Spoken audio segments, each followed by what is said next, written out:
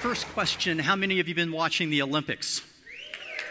Okay, turn to your neighbor and tell them your favorite event. What is it that you like most about the Olympics? Quickly. Now, let me ask you this question. For the last 3 to 15 years, what has been the primary focus of every Olympic athlete? What's been the primary focus? What have they been doing for the last 3 to 15 years? Anybody practice? Wrong. Deliberate practice. Yeah, there's a mistaken idea out there that practice makes perfect. It doesn't. Perfect practice makes perfect. And one of the elements of deliberate practice I'd like to talk with you about. But let me have you imagine this. Can you think of any would-be Olympic athlete going out and hiring a coach with the following admonition? I only want you to tell me the good things I'm doing. I don't want any opportunities for improvement. I don't want any course corrections. Just reinforce the good things. Reasonable? No. Because here's the deal. Athletes do something that the rest of us sometimes don't do. They seek, they get, and they use feedback.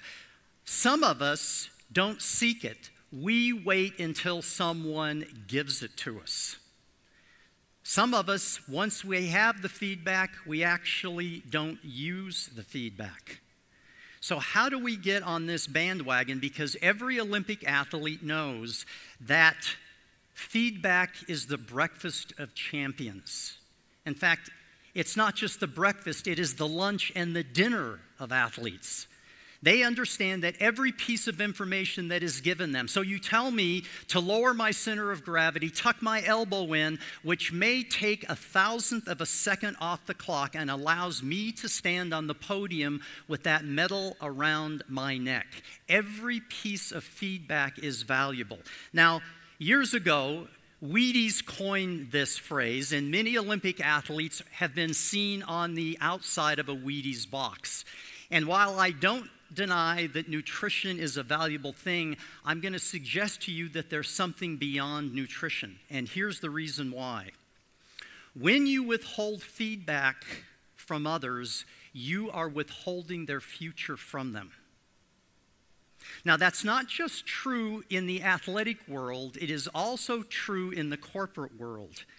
Several years ago, I received a phone call from the CEO of a hospital that had been voted the hospital of the decade, if you can imagine that.